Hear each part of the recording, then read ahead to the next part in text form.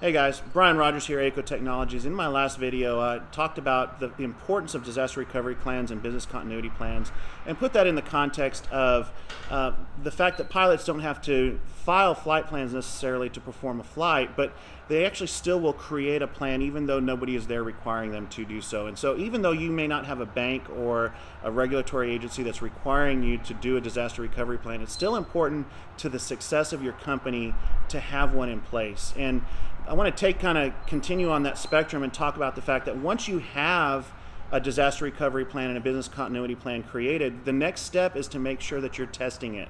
So when we're in flight training and we're going through ground school, our instructors spend a great deal of time talking about emergency procedures before we solo. They'll talk about the fact that we have to pitch for best glide speed, check ignition, check fuel, and there's a whole other litany of things we need to go through. But by and large, they hammer that in on the ground and go through emergency procedures. But it's not until you're up in the air, you're focusing on trying to fly the plane, and the instructor pulls the throttle to idle and says, "You just lost your engine, what are you going to do?" that you truly learn what it means to pitch for best glide speed, to check your fuel selectors, to check your primer, to check your ignition, and then to try and find an adequate landing spot. And the same thing kind of goes with our DRPs and our BCPs. We actually may have a very solid disaster recovery plan, but we don't know how good it is, or a business continuity plan as well. We don't know how good those plans are until we actually go through and test it.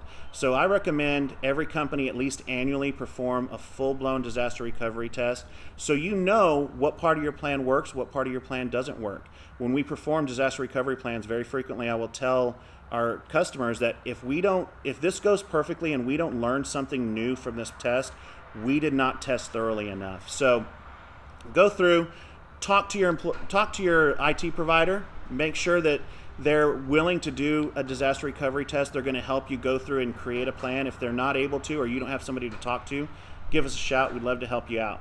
Thank you.